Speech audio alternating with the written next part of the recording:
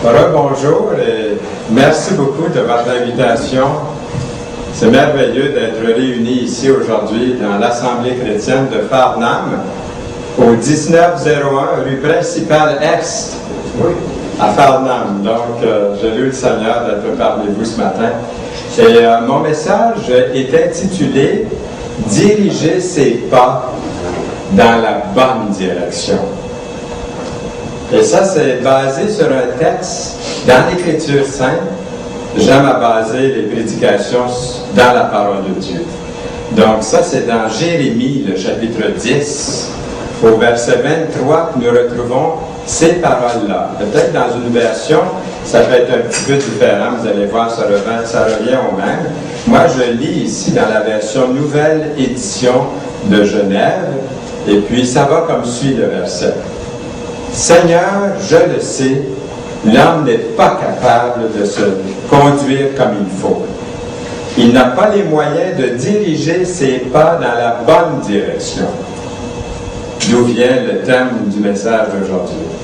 Seigneur, corrige-moi avec mesure et non pas avec colère, sinon tu me réduirais à rien. Alors, on voit ici que c'est un verset qui peut être très, très utile dans les moments qui vont suivre, vous allez voir. J'aimerais premièrement vous parler d'un incident assez étrange qui a eu lieu dernièrement. Un homme est entré dans un restaurant du poulet frit, qu'on n'a pas nommé la marque là, du restaurant. Et la jeune dame avec qui il était a attendu, elle, dans l'auto. Le gérant du restaurant se préparait justement à sortir pour aller faire un dépôt à la porte. Puis il a accidentellement remis à cet homme, au lieu de la boîte de poulet qu'il avait commandée, le gérant lui a remis à la place une boîte de poulet, mais pleine d'argent, du dépôt qu'il voulait aller faire à la banquette. Le client a pris la boîte sans savoir ce qu'il y avait dedans. Et pour lui, c'était du poulet qu'il y avait là-dedans. Ça devait avoir à peu près le même poids que le poulet, peut-être un petit peu plus lourd, ne sachant pas que c'était de l'argent et non du poulet. Il est retourné à sa voiture et lui et la jeune dame sont repartis. Ils sont allés au parc pour pique-niquer. Alors, vous pouvez vous imaginer la surprise en ouvrant la boîte pleine d'argent. Ça n'aura pas l'appétit, ça. L'homme et la femme ont réalisé, bien sûr, qu'ils avaient fait une grosse erreur. Et l'homme est retourné au restaurant et tout honnêtement a remis tout cet argent au gérant. Et il va sans dire que le gérant était très, très soulagé, très heureux, très reconnaissant. Il était tellement excité qu'il a dit à l'homme, « Restez ici un instant, je veux appeler le journal pour qu'il prenne votre photo. Vous êtes le type le plus honnête en ville. » « Oh non, s'il vous plaît, monsieur, n'appelez personne, » l'homme a protesté. « Pourquoi pas ?» a demandé le gérant.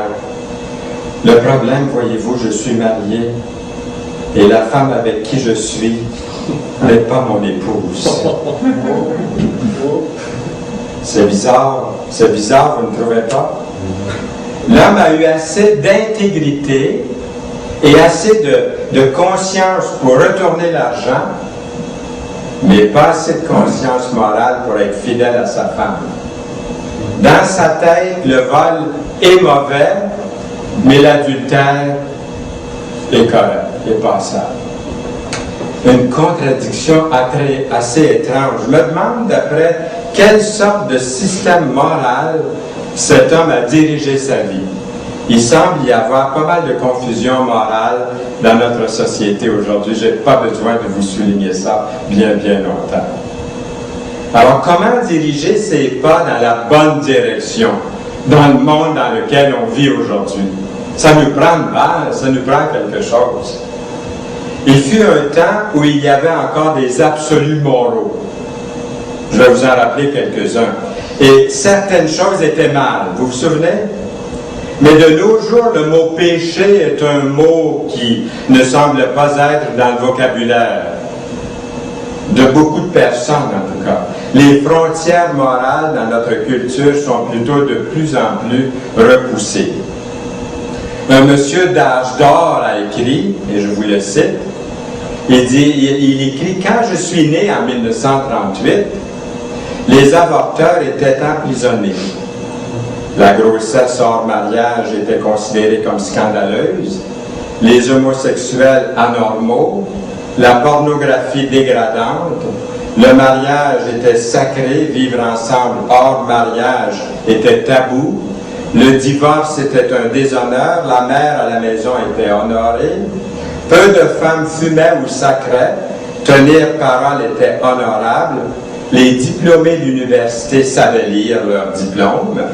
Notre gouvernement reconnaissait encore les valeurs judéo-chrétiennes, l'autorité gouvernementale et la force policière étaient respectées.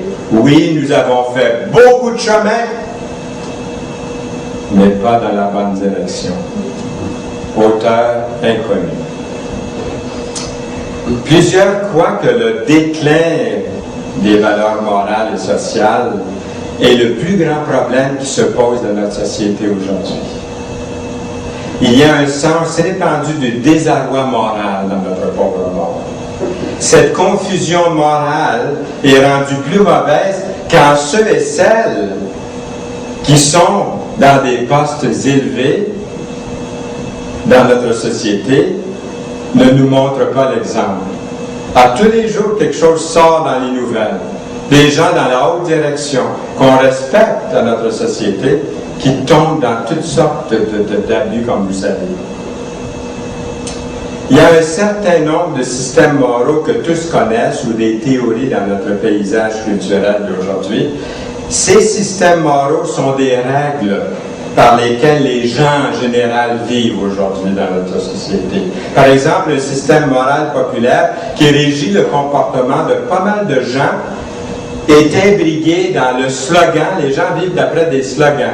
La publicité l'utilise abondamment d'ailleurs, comme vous savez, pour vous vendre des autos, des robes ou je ne sais trop quoi, à peu près n'importe quoi. C'est le dicton suivant. Tout le monde le fait, fais le don. Vous l'avez tous entendu, celle-là. Et combien de gens vivent d'après ça? Le niveau moral de cette théorie est la majorité. Si la majorité des gens sont d'accord et participent, alors ça doit être correct, pense-t-il. On pourrait énumérer plusieurs mauvais exemples, comme tricher à l'école, tricher sur l'impôt, mettre fin à la vie d'un petit être qui n'est pas encore né, le vol à l'étalage, le langage sale, maudire et jurer, et quoi encore? Hé, là, vous, ne me pointez pas du doigt, je suis pas tout seul là-dedans, voyons donc, c'est ce que tout le monde fait. Mais rappelons-nous que c'était la majorité qui a crucifié notre Seigneur Jésus-Christ. Pas vrai? C'était la foule qui a crié « Crucifie-le ». Pilate leur dit « Crucifierai-je votre roi ?» Les principaux sacrificateurs, les gens religieux, répondirent « Nous n'avons de roi que César » dans Jean 19, verset 15. Les principaux sacrificateurs ne représentaient certainement pas un bon système moral pour avoir dit des choses comme ça, d'avoir appuyé la foule qui criait « Crucifie-le ». Ce n'était pas un bon système moral non plus au jour de Noé et au jour de Lot, de Sodome et de Gomorrhe. Mais que dit l'Écriture? Cette petite phrase que dit l'Écriture, on la trouve dans Galates 4, verset 30, mais je l'utilise à bon escient. Que dit l'Écriture pour vous lire d'autres versets? Par exemple, Matthieu 7, verset 13 et 14, qui dit « Entrez par la porte étroite, car large est la porte, spacieux est le chemin qui mène à la perdition, j'allais dire, puis la majorité s'en vont dans cette direction-là. Le grand nombre se dirige vers ce chemin-là, aujourd'hui, qui mène à la perdition, et il y en a beaucoup qui entrent par là, la majorité. Mais étroite, nous lisons dans l'Écriture, et la porte resserrée, le chemin qui mène à la vie, et il y en a peu qui les trouvent. Remercions le Seigneur de faire partie de ces peu qui ont trouvé ce chemin. Pas pour nous glorifier, mais pour lui donner toute la gloire. Un autre système moral qui régit le comportement des gens est fondé sur un autre slogan, et je vous donne ce slogan que vous connaissez sans doute. C'est ma vie, écoutez, là, c'est ma vie, je peux en faire ce que j'en veux. Avez-vous déjà entendu ça? Personne ne doit imposer son niveau moral sur ma vie, sur quelqu'un d'autre, ont-ils dit. La morale de ce slogan est « Fais ce qui te plaît. Mon gars, ma fille, t'es numéro 1. Fais ce qui te fait plaisir. Tu as seulement une vie à vivre, attrape tout ce que tu peux. » Le niveau moral est le moi d'abord. Je vais faire ce qui me plaît, merci. Ceux qui utilisent les drogues pourraient défendre leur action en disant « C'est mon corps, je peux en faire ce qui me plaît. » De même, ceux qui défendent l'avortement pourraient dire « C'est leur choix, c'est pas l'affaire des autres, c'est son corps et sa vie, elle peut en faire ce qui lui plaît. » C'est, voyez-vous, un système moral très populaire de nos jours. Tellement populaire que nous, les chrétiens, des fois, on embarque un petit peu dans cette idée-là sans vraiment le réaliser, sans le savoir. C'est l'influence de la majorité qui est là. C'est vraiment ce slogan qui est mis en pratique. Mais que dit l'Écriture?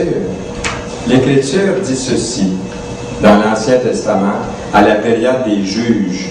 La Bible nous indique qu'en ce temps-là, il n'y avait point de roi en Israël, et j'ai souligné, chacun faisait ce qui lui semblait bon.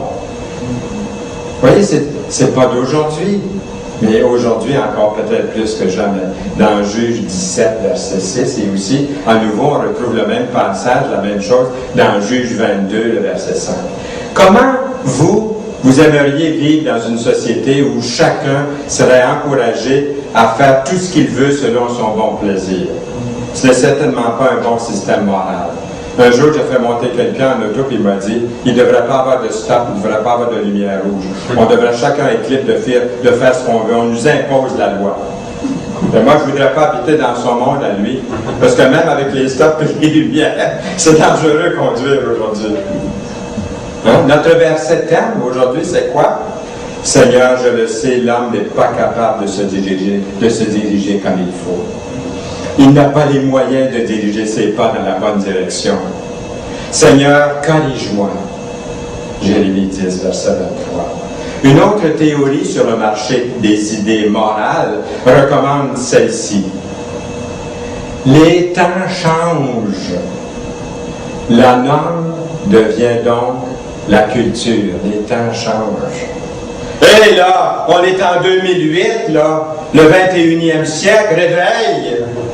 Les temps ont changé, ça a évolué, mon gars, là, écoute, arrive en ville. L'idée, c'est que l'éthique d'hier est démodée. Voyez-vous comme c'est dans l'esprit des gens? Je ne vous mens pas quand je vous dis des choses comme ça, c'est en ce qui arrive. C'est comme ça. Et nous, les chrétiens, est-ce qu'on est en train d'emboîter, sans le savoir trop, dans des idées pareilles? Il faut vraiment revenir aux Écritures. L'idée est que l'éthique d'hier est démodée. Ce n'est plus approprié. Elle peut avoir fonctionné autrefois, là, dans le passé, mais les temps ont changé, pense-t-il. Et sur cette base, la moralité et l'éthique peuvent changer comme le vent. Il n'y a plus d'absolu. Seulement le consensus du plus grand nombre. La moralité devient le souhait de la majorité. Ce qui était mal hier pourrait être bon aujourd'hui, croit-on? Ésaïe 5.20 dit ceci. Malheur à ceux qui appellent le mal bien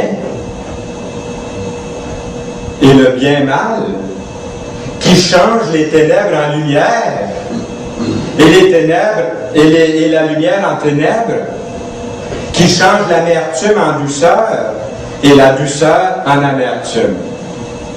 Il n'y a pas si longtemps, du moins, de bon vivant en moi, là, tout un régime politique, un des plus civilisés au monde. L'Allemagne, dans les années 30-40, en était arrivée là. On considérait comme OK de mettre les handicapés mentaux et les vieillards à mort qui ne pouvaient plus contribuer à la société. Est-ce que je vous raconte des histoires? Non. C'est un fait du temps qu'on a vécu, nous. Mais que dit l'Écriture? Il viendra un temps où les hommes ne supporteront pas la saine doctrine, mais ayant la démangeaison d'entendre des choses agréables, ils se donneront une foule de docteurs selon leur propre désir, détourneront l'oreille de la vérité, se tourneront vers les femmes. Mais toi, sois sobre. Toi, sois sobre en toutes choses. Supporte les souffrances. Fais l'œuvre d'un évangéliste. Remplis bien ton ministère. 2 Timothée 4, 3 à 5. Vous en voulez un autre? Voici un autre système moral. Ce sera seulement cette fois-ci. La norme est la fréquence. Si je le fais seulement cette fois-ci, là, ça ne devrait pas être si pire que ça. C'est seulement pour le fun. Avez-vous entendu celle-là aussi? Combien de vols de banque dois-je commettre avant d'être appelé voleur? C'est un système moral populaire de nos jours. Mais est-ce que ça fait du sens? Je serai infidèle seulement une fois, seulement cette fois-ci. Je tricherai seulement cette fois-ci. Je vais mentir seulement cette fois-ci. Je vais prendre ce qui ne m'appartient pas seulement cette fois-ci. Je vais supprimer une petite vie seulement cette fois-ci. La rareté de nos péchés les rend-ils OK? Que dit l'Écriture? Que dit la parole de Dieu? David avait fait, écoutez bien ceci, David avait fait ce qui est droit aux yeux de l'Éternel. Il ne s'était détourné d'aucun de ses commandements pendant toute sa vie. Et tout à coup, il y a un mot terrible ici. Excepté, voyez-vous, excepté dans l'affaire d'Uri le Héthien, dans 1 Roi 15, verset 5. Pour David, ce seul péché grave a fait toute la différence. Combien de fois Ève a-t-elle mangé du fruit interdit? Quand elle en a mangé, puis ensuite son mari, du fruit interdit dans le paradis, dans le jardin, est-ce que Ève et Adam se sont dit en eux-mêmes, ça ne fera pas de mal à personne si j'en mange, seulement cette fois-ci? David et Bathsheba, David pensait-il, seulement cette fois-ci, ça n'irait pas plus loin que ce soir. Un système populaire, un autre système populaire de nos jours, si tu te sens bien là-dedans, là, fais-le. Écoute ton cœur. On entend des fois. J'écoute mon cœur. Si je me sens bien là-dedans, c'est OK. Ça, c'est populaire. Le niveau moral de ça, les sentiments. Les sentiments. C'est ce qui est souvent exprimé aujourd'hui dans la musique. Fais-toi plaisir. La culture populaire semble dire, vous pouvez vivre ensemble, vous n'avez même pas besoin d'être mariés. La Bible dit, telle voie paraît droite à un homme, mais son issue, c'est la voie de la mort. Dans Proverbe 16, verset 25. Vous voulez en entendre un autre que vous connaissez bien? Un autre système moral populaire, c'est légal, où ils disent, c'est pas illégal. C'est légal ou c'est pas illégal? Ce système moral devient donc la loi ou la Constitution. Si quelque chose est légalement permis, alors ça doit être moralement acceptable. Si ce n'est pas illégal, alors ça doit être correct, pense-t-on. Par exemple, il peut arriver des choses non conformistes, mais légales. Le fait que l'esclavage était à un moment donné légal ne signifie pas que c'était moral. Le fait que la discrimination envers les autres races et d'autres minorités était légale jusqu'à il n'y a pas tellement longtemps, puis encore aujourd'hui dans certains pays, ne signifie pas que c'est correct. Mais que dit l'Écriture?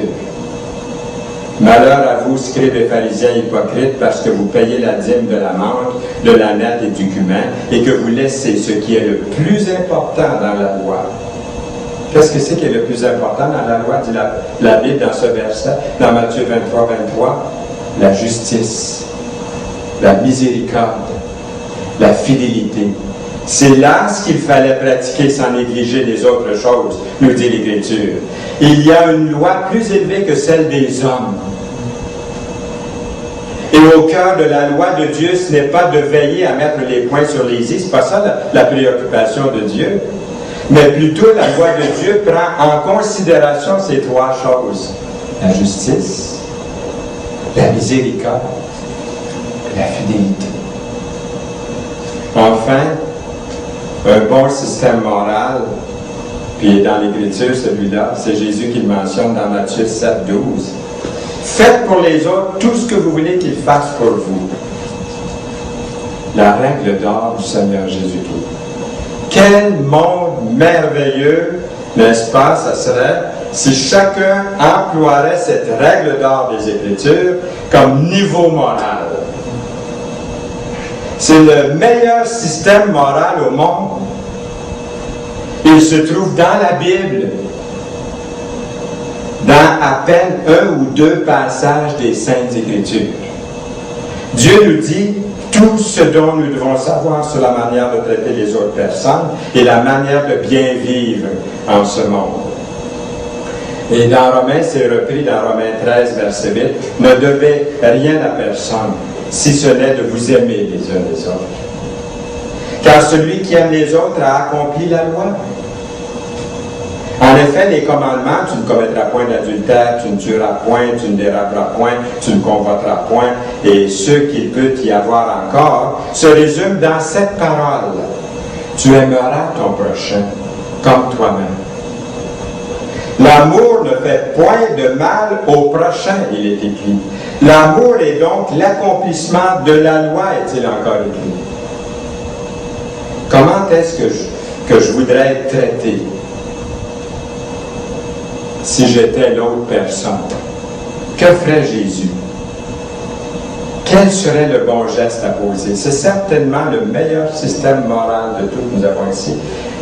Que le Seigneur nous aide à lui demeurer fidèle dans tous nos efforts selon sa règle d'or. J'aimerais vous citer un autre auteur anonyme qui a écrit ceci.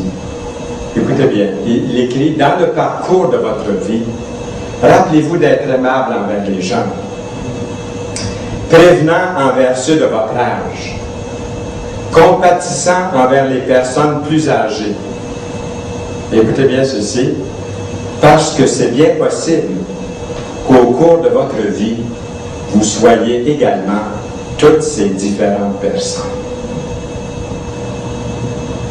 Un autre système moral très populaire qui régit le comportement des gens concernant leur salut éternel, et je vais terminer avec celui-là, c'est « Aide-toi et le ciel t'aidera ». Avez-vous entendu celle-là souvent?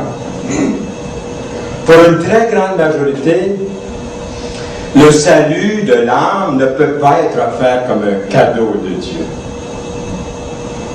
Il faut l'acheter, il faut le gagner, il faut le mériter. Écoute, là, la vie éternelle, dans les délices éternels, là, ça ne se donne pas sur un plateau comme ça. Là, écoute, là, il doit y avoir quelque chose en arrière de ça. Oui, il y a quelque chose en arrière de ça, puis devant, puis au-dessus, puis autour. C'est la croix, c'est Jésus. C'est lui qui l'a fait. Mais pour l'homme, pour la majorité, un cadeau de Dieu à l'homme pécheur sans que l'homme n'ait rien à payer, c'est pas logique pour le genre humain de recevoir de Dieu l'offre gratuite d'un salut éternel. Il faut bien qu'il ou qu'elle fasse quelque chose, faire partie d'une religion ou d'une bonne philosophie, de bons principes de vie pour être sauvé. Mais qu'est-ce que dit l'Écriture? L'Écriture dans Éphésiens 2.8 dit ceci, c'est par la grâce que vous êtes sauvés. Par le moyen de la foi. Et cela ne vient pas de vous, c'est le don de Dieu. Ce n'est point par les œuvres afin que personne ne se glorifie.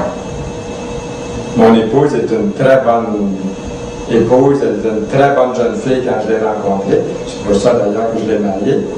Mais elle se fiait beaucoup sur ses bonnes œuvres pour être sauvée. Elle pourrait vous le dire elle-même dans son témoignage. Mais quand elle a lu ce verset, c'est par la grâce que vous êtes sauvés. Par le moyen de la foi, cela ne vient pas de vous, c'est le don de Dieu. Ce n'est point par les œuvres, afin que personne ne se glorifie. Son cœur s'est ouvert au Seigneur. Elle s'est vue pécheresse, elle s'est perdue devant l'amour, la grâce de Dieu. Et c'est lui le sauveur, c'est pas elle, c'est lui le sauveur de son âme. Dans la parole vivante, j'aime beaucoup la manière de parole vivante, quelquefois, et ici dans les Actes 2:38, Pierre leur répondit, « Changez !» Changez, Pierre dit, et que chacun de vous se fasse baptiser au nom de Jésus, le Christ. Cela signifiera que vos péchés sont pardonnés. Alors vous aussi vous recevrez un cadeau, j'aime beaucoup parce qu'il utilise le mot cadeau, et vous aussi vous recevrez un cadeau, le Saint-Esprit. Car Dieu vous l'a promis à vous, à vos enfants, à tous ceux qui dans les pays lointains entendront l'appel du Seigneur, notre Dieu, qui leur demande de venir à lui. Le pas est à vous, le pas est à moi. Je peux connaître tout ce qu'on vient de voir dans quelques instants, et puis ne rien faire. Ne pas le prendre, ne pas prendre la grâce de Dieu, le cadeau de Dieu. Venir à lui, nous lisons. En conclusion, ce verset à nouveau que je vous lis dans Jérémie 10:23. Seigneur, je le sais, l'homme n'est pas capable de se conduire comme il faut. Il n'a pas les moyens de diriger ses pas dans la bonne direction. Seigneur, corrige-moi, mais avec mesure et non pas avec colère, sinon tu me réduirais à rien. Ne regardez pas à la majorité. Ne regardez pas au slogan de ce monde. Il y en a, j'aurais pu parler toute la journée des différents slogans par lesquels les gens vivent aujourd'hui. Ne regardez pas à la culture ou à vos sentiments. Tournons-nous vers la Bible, tournons-nous vers le message. Concentrons-nous sur la règle d'or. Tournez-vous carrément, aujourd'hui même, tournons-nous carrément, si ce n'est pas déjà fait, vers Jésus, le Sauveur. Et aussi pour nous chrétiens, le Seigneur. Il est notre Sauveur, mais le Seigneur nous engage, nous fait marcher pour lui, pour sa gloire. Est-ce que vous voulez le faire? Amen? Amen. Amen. Seigneur, nous voulons te louer, te bénir. Merci pour ta parole qui nous parle franchement, clairement, sans équivoque, qui nous conduit, qui dirige nos pas dans la bonne direction, vers le Seigneur, le Sauveur et Seigneur Jésus-Christ. Amen. Amen.